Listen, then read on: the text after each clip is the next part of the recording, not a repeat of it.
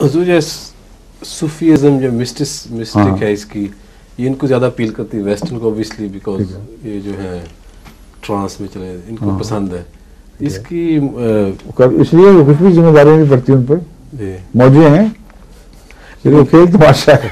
لیکن اسلام میں کیسے ڈیولپ؟ وہ بھی تو یوگا بھی پسند کرتے ہیں اور چمٹے بجانا بھی پسند کرتے ہیں.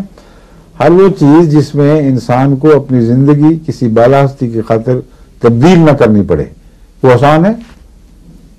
ایک عیش میں وہ ذہنی عیش میں مبتلا ہوں یا دوسرے میں، ہمیں کیا فرق پڑتا ہے؟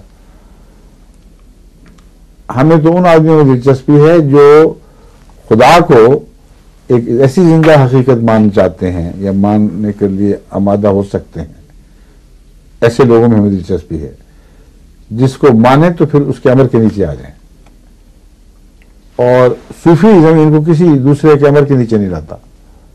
اسی طرح آزادی ہے، چمٹے بجاؤ تصورات کی دنیا میں کہیں سے کہیں پہنچ جاؤ، واپس اسی جگہ پہنچ جاؤ جہاں پہلے تھے. کوئی تبدیلی نہیں، کوئی طرح کردار کی تبدیلی نہیں، کوئی اخلاقی ایسی تبدیلی نہیں جسے بنی نوع انسان کو فائدہ پہنچے. کوئی جہاد نہیں ہے اس میں. تو صوفیزم کی تو کوئی حقیقت نہیں. یہ چمٹا بجانے والے ایک ہی ہیں، سارے نام جو مرضی رکھ دیں.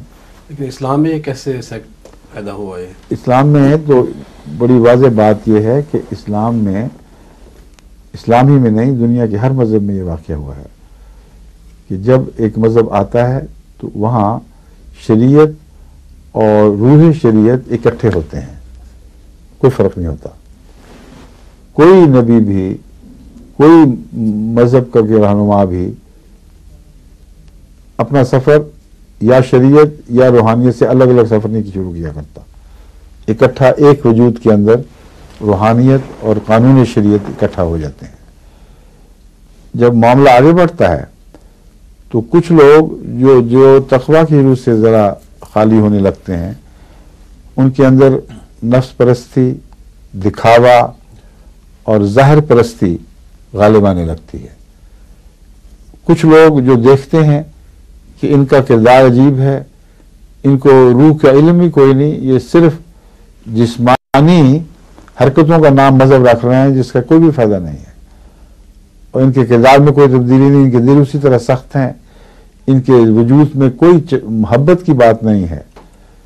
ایک سخت جان قسم کے نفرت کے پیغمبر بنے ہوئے لوگ ہیں. ایسے لوگوں سے ان کے دلوں میں نفرت پیدا ہوتی ہے. پھر یا تو وہ دہریہ ہو جائیں گے یا مذہب میں ڈوب کر یہ سوچیں گے کہ اصل مذہب تو اللہ کی محبت میں ہے، اللہ کی یاد میں ہے، جس سے روح کے اندر پاکیزگی پیدا ہو، روح کے اندر تر و تازگی آئے. یہ تصور لے کر وہ پھر صوفیزم کی طرف مائل ہوتے ہیں.